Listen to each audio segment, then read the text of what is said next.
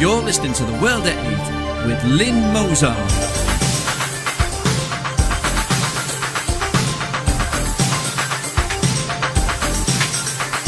The World at 8, the number one in nationalist news.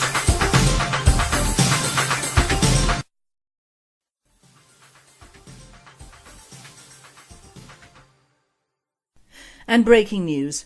A young man believed to be a serving soldier and wearing a Help for Heroes t-shirt has been stabbed and beheaded in South London near the Woolwich Arsenal. Some people tried to stop the attack, which went on for 20 minutes, but none succeeded. The police, when they arrived, shot the two killers, who were described as black, and uttered the words Allahu Akbar before they struck the innocent man. The two suspects are in hospital. More news will be available from main channels and an update on Friday World at 8. Highlights of the news today, Wednesday the 22nd of May. Grooming. Red top honesty at last, almost. Next coronation to involve other faiths besides Christianity. Straight couples denied civil partnerships. Hungary's Orban, Merkel policy like Nazi invasion. Netherlands, Rotterdam to sack whistleblower on mosque schools. Robert Spencer, the silent tragedy of child marriage. Obama-backed FSA rebels name their brigade Osama bin Laden. Scotty beam me up for dinner. Thought of the day, a culture of paedophilia. And finally, mirror mirror on the wall.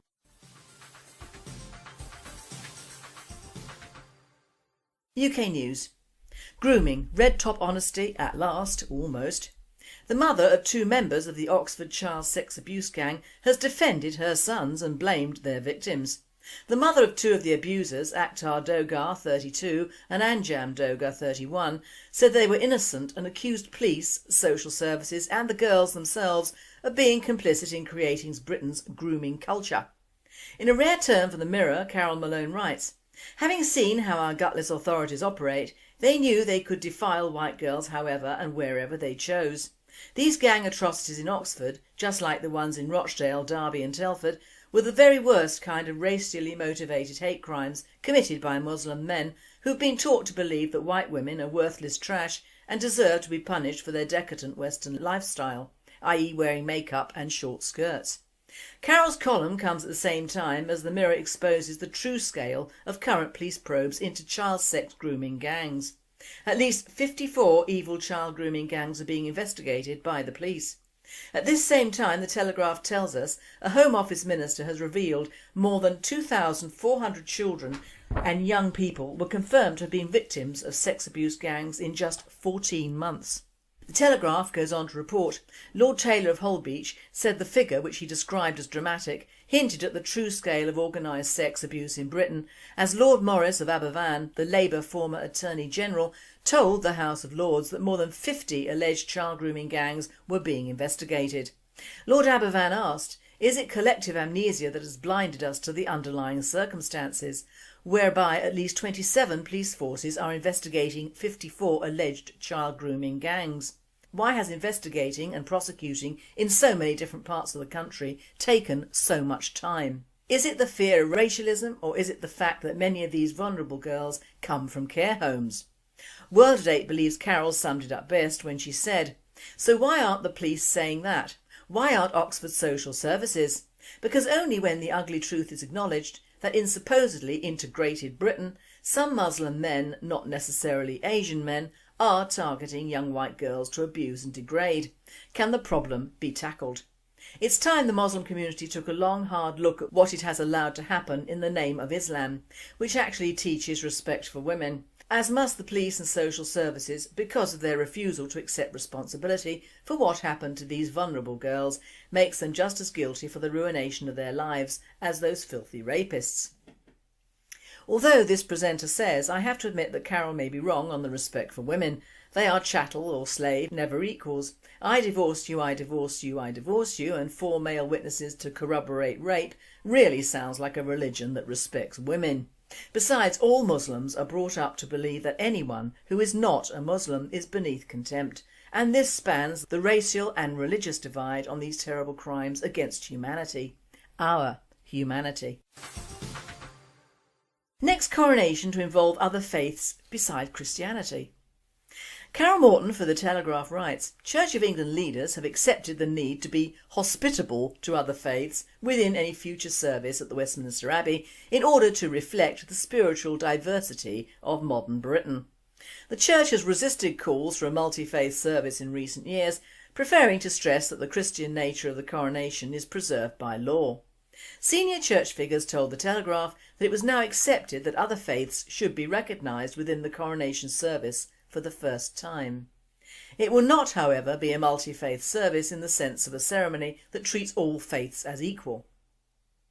Representatives of other religions are likely to be asked to participate in a neutral symbolic act such as the lighting of candles or to read from a text expressing shared values, rather than praying out loud or reading their own sacred texts.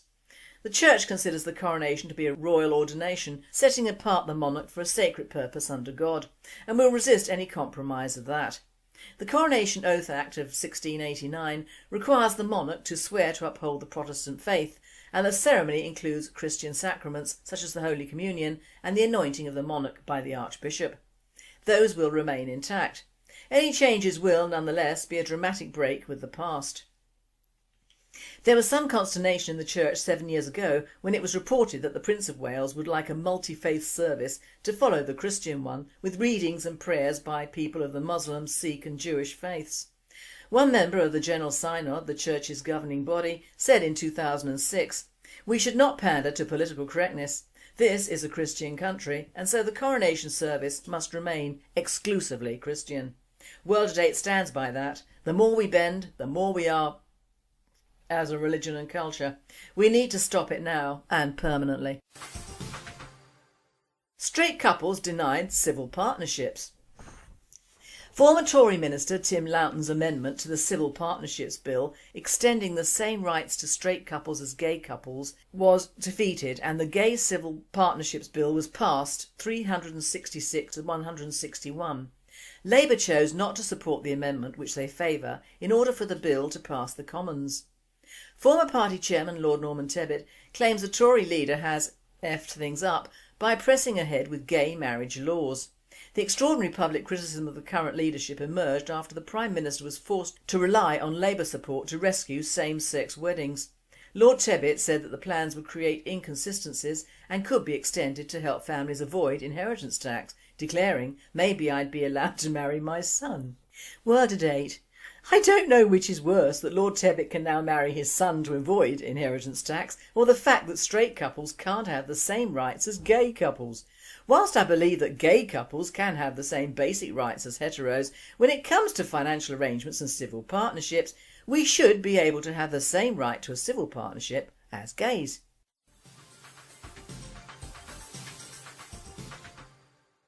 European news. Hungary's Orbán, Merkel policy like Nazi invasion. Hungarian Prime Minister Viktor Orbán deepened diplomatic tensions with Germany after comparing the policies of German Chancellor Angela Merkel to the Nazi military invasion of his country ordered by Adolf Hitler.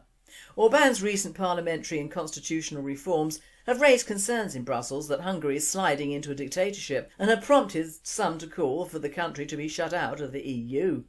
Now Orbán has hit back against Merkel's comment in a public discussion on Europe last week that Germany would do everything to put Hungary onto the right path, but won't be sending in the cavalry straight away. Merkel's comments were in answer to remarks by the main opposition Social Democrat Chancellor candidate Peer Steinbrück, who in the same discussion raised the prospect of throwing Hungary out of the EU on the basis of recent undemocratic reforms. The Germans already sent the cavalry once, and in the form of tanks, Orbán told listeners to his weekly radio broadcast on Friday. Our request would be that they didn't send them again. It wasn't a good idea back then and it didn't work. Orbán's comparison of Merkel's treatment of Hungary with the Nazi military occupation of that country from March 1944 onwards has raised eyebrows in Germany and worsened diplomatic tensions between the nations, wrote Der Spiegel magazine on Sunday. Netherlands, Rotterdam to sack whistleblower on mosque schools. Rotterdam City Council wants to sack the civil servant who revealed there are illegal Turkish mosque-related boarding schools in the city. The man gave documents pertaining to a mosque boarding school to newspaper NRC Handelsblad. The paper now says that the man has received a letter from Rotterdam City Council stating that he will be fired with immediate effect because of serious dereliction of duty, as the documents are considered secret. Opposition parties Livable Rotterdam, Leefbaar Rotterdam and Socialist Party SP find the city's actions wrong. They say the civil servant first reported the circumstances, scores of young girls were living in the attic of the Faith Mosque, to the city before involving the media. The mosque appeared to have no licence to house the girls overnight, and furthermore their quarters did not meet fire regulations.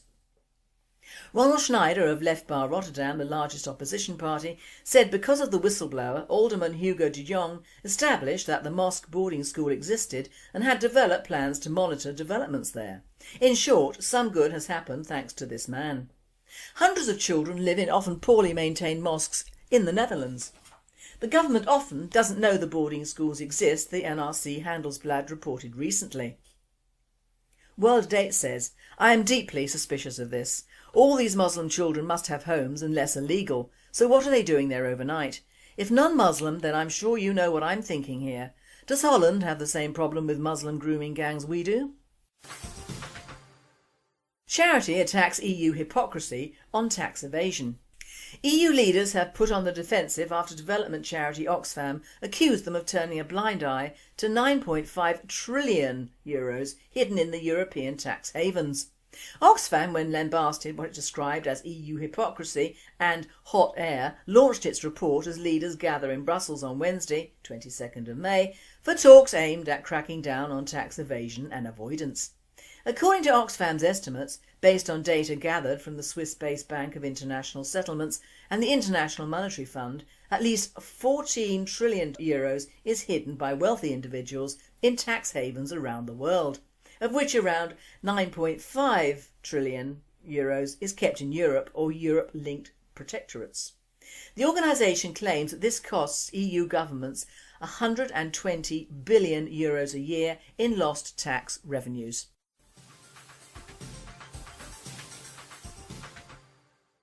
World News. Robert Spencer, the silent tragedy of child marriage. Mustafa Kazemi, an Afghan journalist who reports for Sky News and extensively on his Facebook page, posted a very disturbing story. Please note that the story is found only on Facebook and numerous Christian and anti-Islamic sites.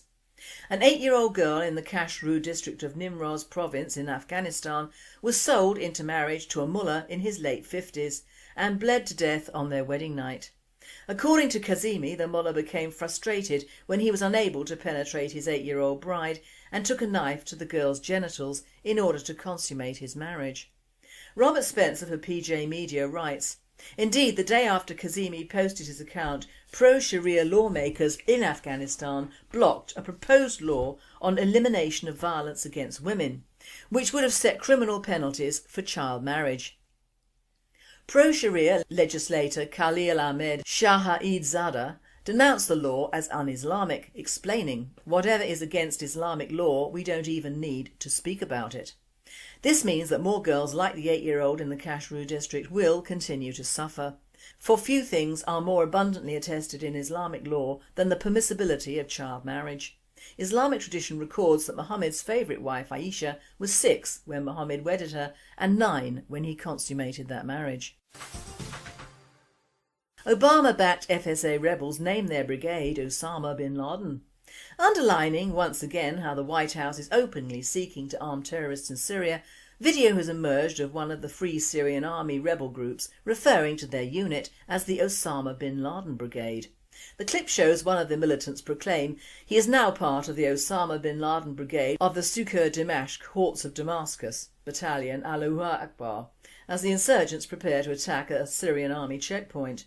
Western countries have been claiming that the FSA is comprised of somewhat secular people and that jihadists have only joined the fight, but they're not part of the FSA.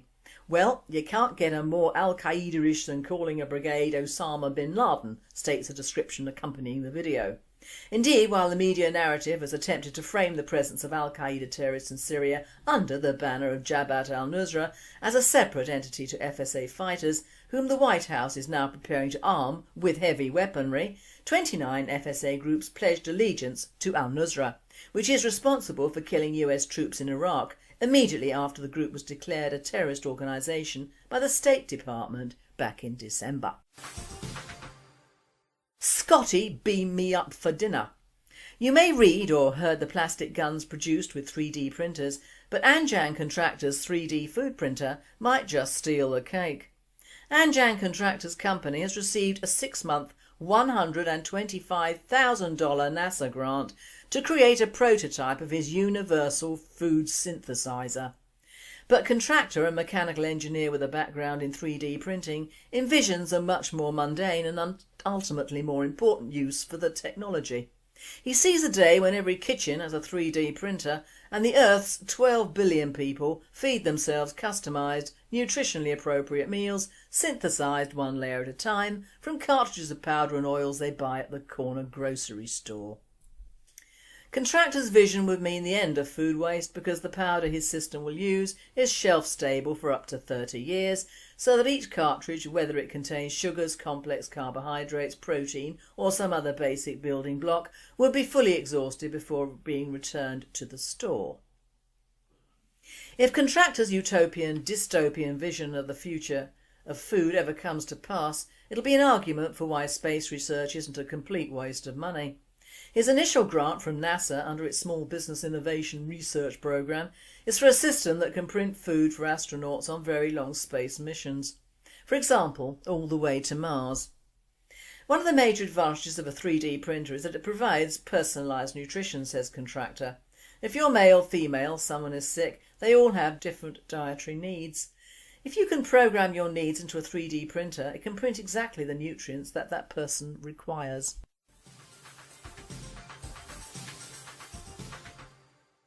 Thought for the day: a culture of paedophilia. I have the meaning of the word, and that is one who is attracted to children. And therein lies the problem. What constitutes a child in one culture is considered old enough to marry in another culture. Note, I said marry, not necessarily abduct, abuse, torture and pimp out whilst living in a country these people have adopted. During the Dark Ages and even probably prehistory, the age of females taken in marriage, coupling, whatever, has varied considerably from tribe to tribe, culture to culture and religion to religion. In Western Europe, the further north you got, the ages, although young by today's standards, 12 upwards, were considered normal for marriage, especially when lands or money were part of the deal. The further south in Europe virtually the same, with usually consummation delayed for a few years or at least until puberty.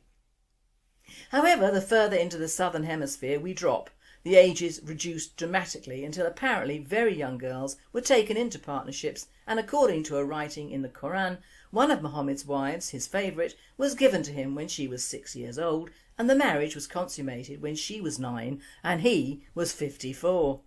The Prophet wrote the marriage contract with Aisha while she was 6 years old and consummated his marriage with her while she was 9 years old, and she remained with him for 9 years until his death. Bukhari 7:62-88. Another tradition has Aisha herself recount the scene. The Prophet engaged me when I was a girl of 6 years. We went to Medina and stayed at the home of Bani al-Harith bin Khazraj. When I got ill and my hair fell down, later on my hair grew again, and my mother Rumin came to me while I was playing in a swing with some of my girlfriends. She called me and I went to her, not knowing what she wanted to do to me. She caught me by the hand and made me stand at the door of the house. I was breathless then, and when my breathing had become all right, she took some water and rubbed my face and head with it. Then she took me into the house. There in the house I saw some Ansari women who said, "Best wishes and Allah's blessing and a good luck." She then entrusted me to them and they prepared me for the marriage. Unexpectedly, Allah's apostle came to me in the forenoon and my mother handed me over to him. And at that time I was a girl of 9 years of age. Muhammad was at this time 54 years old. So to some cultures and religions, real underage abuse is not seen as that, although it is still an anathema to our culture in the Western world, and I believe we are quite right. The child and baby rapes in Africa are really sickening to our eyes, but pass for just a shudder in that country and its people. Why? Because they've been living with that all their lives and for thousands of years before. It doesn't excuse it, but it is just another reason why multiculturalism is best practiced in those countries which has never seen the light of day on that particular ethos, or indeed mass immigration. It is yet another nail in the diversity coffin, because although you can take a boy out of the country, you can't take the country out of the boy. And we in the UK are living with that aspect of a foreign culture which now forms the Muslim underage sexual grooming of non-Muslim children. After the stink we nationalists kicked up 8 years ago over the previously unheard of crimes of abducting and raping very young children, and rightly pointing it in the direction of members of the Muslim communities around Keighley, a few sputterings came out of the media but then quickly died in the face of members of the establishment not wanting to be aligned in any way to the British National Party and all the racism that it obviously entailed. So the elephant crept away again, and many more girls suffered as a result of the British media and police cowardice.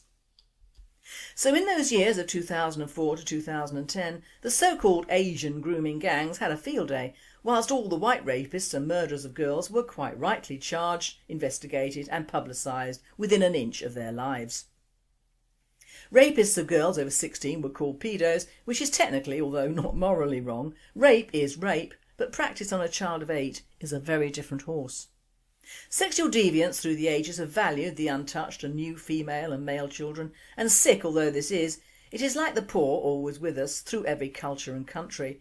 But on-street so-called grooming on this scale and perpetrated deliberately on children not of their own culture or religion is a deliberate act of treachery by certain members of the many Muslim communities. The upsurge in reported cases and investigations has even reached the House of Lords in a quasi-PC way. Lord Taylor of Holbeck said that 2,409 children were victims of sexual exploitation by gangs or groups from August 2010 to October 2011. This is just over a year. Imagine what over 30 years' damage has been done in some of our northern towns, and it is totally down to immigration of Muslims setting up homes and businesses in these areas, and it is a religious hate crime, not a race hate crime. Islam is a religion, it's not a race. Also, thousands of these earlier unfortunates have not been vulnerable or from care homes.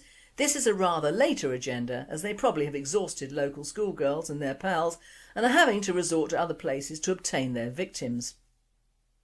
So we Brits are clearly not looking after our Muslim friends in producing more female cannon fodder for them to corrupt, even earlier as our white birth rates are down and getting lower.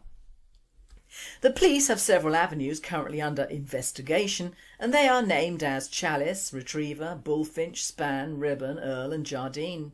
The papers are finally reporting these cases, and at the moment there are 54 under review. Of course, all as forenamed Asian gangs or some members of the Muslim communities, making them sound respectable.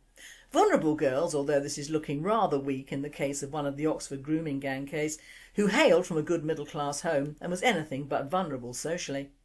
But it must be said that the picture in the Mail shows a girl who looks nothing like a small fair-haired English child, but much more multicultural. Is this to unhighlight the racial difference? No need. Many Sikhs, Hindus and West Indians have suffered this plague. Much has been made of this girl and her upbringing, but there have been many unreported children from unchallenged homes who have been taken. So who is now jumping on the bandwagon? When even the Muslims themselves are showing their heads above the parapet, you know you've hit a nerve. Dr Taj Hargey, Imam of the Oxford Islamic congregation, has roundly condemned the Oxford retards, not only for their particularly perverse crimes against young children of their host country, but for bringing shame on the local Oxford Muslims. In fact, the good doctor might as well be putting himself in line for a fatwa, as he's voicing all the concerns that the BNP have had for years and have been vilified for. One of the truisms he said is that the term Asian is redundant, and he and we were right on this one. Asian is a term which broadly encompasses all from Asia.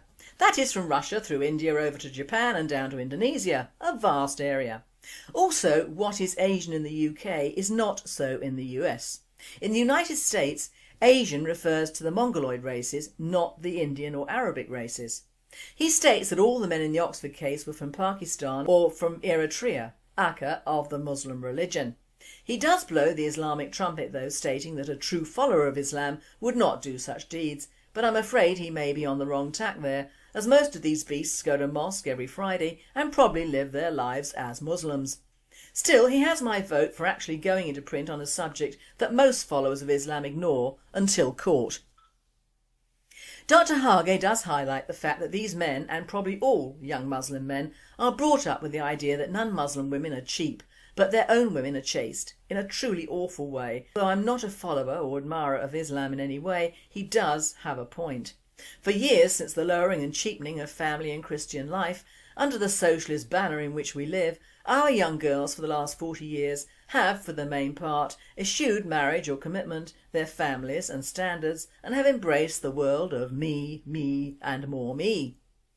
Now I know there are a great many girls who have gone into professions, marriages and children, and I'm not including those at all, but a greater majority fall into the categories of slappers, and the reputation abroad of our young Brits is truly horrific.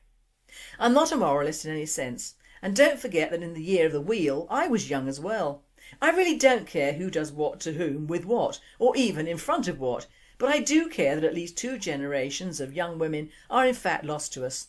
Not only through their stupidity, but the unrelenting blast of celeb media and TV promoting vile behaviour and the lack of respect for not only themselves but society in general. These Muslim gang makers have found fertile soil in a people who don't do religion, politics, familial loyalty and value themselves.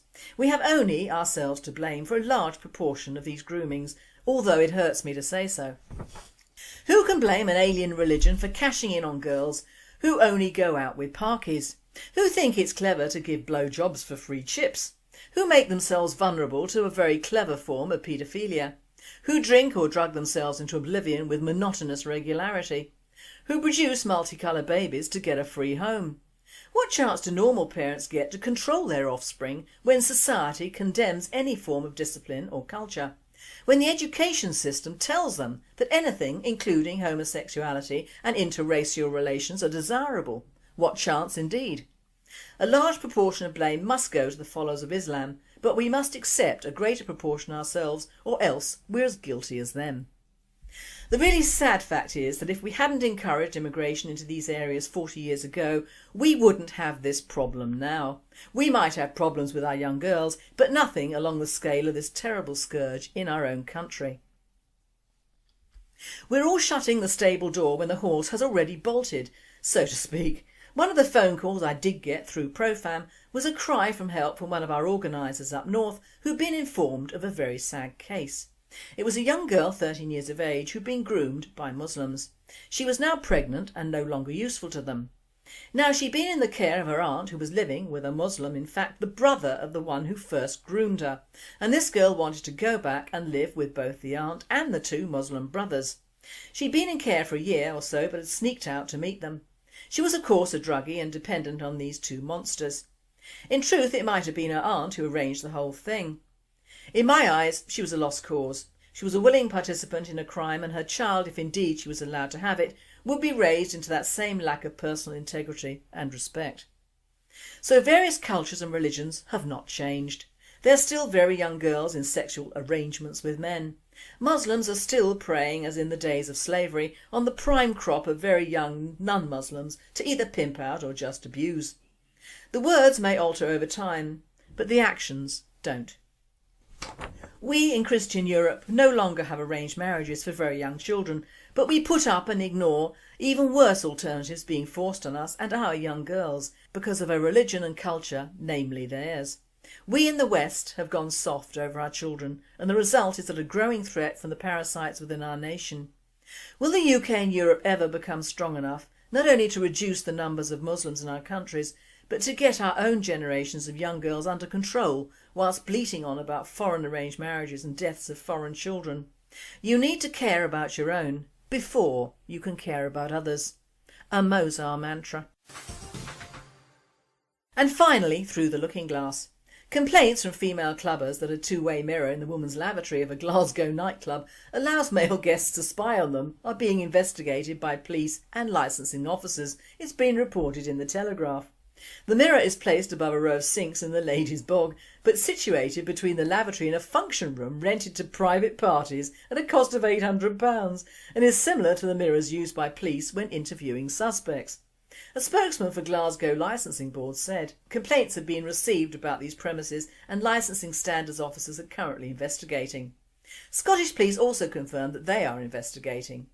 Drew Smith, a Glasgow MSP, said he'd written to the City Council to ask if licensing provisions had been broken, adding, "I think most of us find the concept of a voyeur toilet disturbing. I would urge the management of this club to board it up and show their customers some respect. Women using a washroom should not have to worry about whether they're part of some bizarre peep show." This presenter says, lucky the mirror isn't on the ceiling above the bogs. But mind you, they could use it over the basins to see how many are snorting up, jacking up or selling on, couldn't they?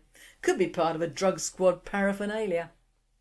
You've been listening to The World at 8. I am Lynne Mozart and I wish you all a very good night.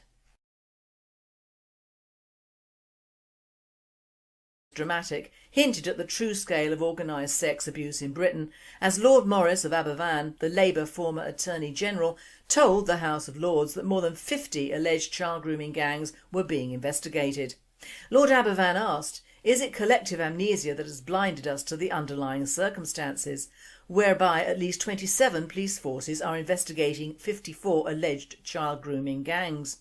Why has investigating and prosecuting in so many different parts of the country taken so much time? Is it the fear of racialism, or is it the fact that many of these vulnerable girls come from care homes?" World at 8 believes Carol summed it up best when she said, "So why aren't the police saying that? Why aren't Oxford social services? Because only when the ugly truth is Scotty, beam me up for dinner." Thought of the day, a culture of paedophilia? And finally, mirror mirror on the wall.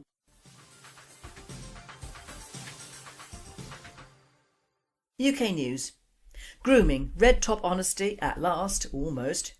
The mother of 2 members of the Oxford child sex abuse gang has defended her sons and blamed their victims. The mother of 2 of the abusers, Akhtar Dogar, 32 and Anjam Dogar, 31, said they were innocent and accused police, social services and the girls themselves of being complicit in creating Britain's grooming culture. In a rare turn from the Mirror, Carol Malone writes, "Having seen how our gutless authorities operate, they knew they could defile white girls however and wherever they chose. These gang are black and uttered the words Allahu Akbar before they struck the innocent man. The 2 suspects are in hospital." More news will be available from main channels and an update on Friday World at 8. Highlights of the news today, Wednesday the 22nd of May. Grooming, red top honesty at last, almost. Next coronation to involve other faiths besides Christianity. Straight couples denied civil partnerships. Hungary's Orban, Merkel policy like Nazi invasion. Netherlands, Rotterdam to sack whistleblower on mosque schools. Robert Spencer, the silent tragedy of child marriage. Obama-backed FSA rebels name their brigade Osama bin Laden.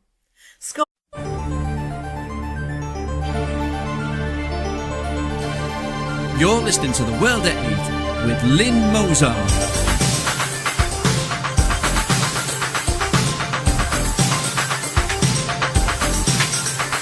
The World at 8, the number 1 in nationalist news.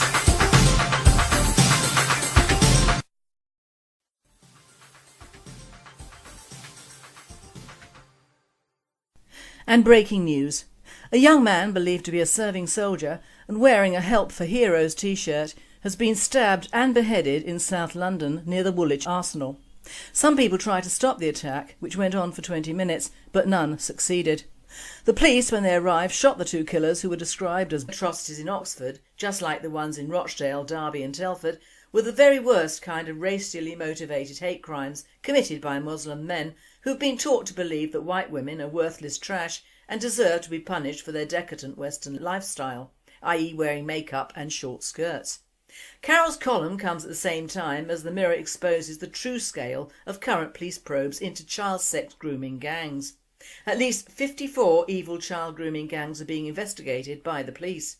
At this same time, the Telegraph tells us a Home Office minister has revealed more than 2,400 children and young people were confirmed to have been victims of sex abuse gangs in just 14 months. The Telegraph goes on to report Lord Taylor of Holbeach said the figure, which he described as